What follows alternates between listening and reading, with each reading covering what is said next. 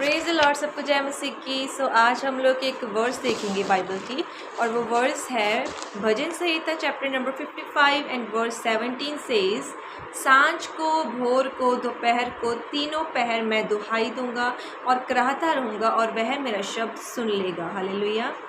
ये राजा दाऊद कह रहे हैं, क्या कहते हैं कि सांझ को भी, भोर को भी और दोपहर को भी मैं दुहाई दूंगा और कराहता रहूँगा, और उन्हें विश्वास है कि परमेश्वर उनका शब्द सुन लेंगे। जब हम ये वर्स पढ़ते हैं तब हमें 3 चीज़ें सीखने को मिलती हैं। 3 चीज़ें। सबसे पहली चीज़ है कि तीनों समय परमेश्वर के पास आना है। आज हो सकता है हमारी लाइफ में कोई दिक्कत है, कोई परेशानी है, हमें घबराना नहीं है। हमें तीनों समय परमेश्वर के आगे प्रार्थना करनी है। हमें तीनों समय मतलब सांझ को, भोर को, दोपहर को, मतलब सुबह, दोपहर को और शाम को परमेश्वर के सामने आएँ और प्रार्थना करें। अपने प्रेयर पॉइंट को आप परमेश्वर के सामने रखें।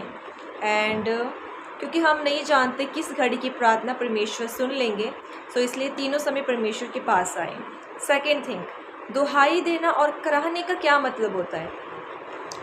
दुहाई का मतलब है रिक्वेस्ट करना, टू रिक्वेस्ट, लाइक अपील करना, कि हम परमेश्वर के आगे रिक्वेस्ट करते हैं कि प्रभु मेरी सुन लीजिए, मुझे ये प्रॉब्लम है, आप इस प्रॉब्लम को सॉल्व कर दीजिए।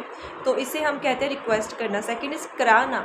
कराना का मतलब होता है पीड़ा से भरा हुआ शब्द, मतलब हम दुख से भरे हृदय के साथ अपील कर रहे हैं परमेश्वर के आगे। जैसे दाऊद ने कहा कि मैं दुहाई दूंगा और कराहता रहूँगा, मतलब हम दुख भरे शब्द के साथ परमेश्वर के आगे अपील कर रहे हैं, अपने प्रेयर रिक्वेस्ट को रख रहे हैं और तीनों समय रख रहे हैं। थर्ड थिंग जो हम सीखते हैं वो है ही believe that God hairs his voice. Hallelujah. उसे विश्वास था कि परमेश्वर मेरी आवाज़ को सुन लेंगे। थर्ड थिंग जो हमें सीखनी है वो है विश्वास। हमें विश्वास रखना है कि जो हमने प्रार्थना की है वो प्रार्थना परमेश्वर ने सुनी है। फर्स्ट पॉइंट है तीनों समय परमेश्वर के सामने जाना है।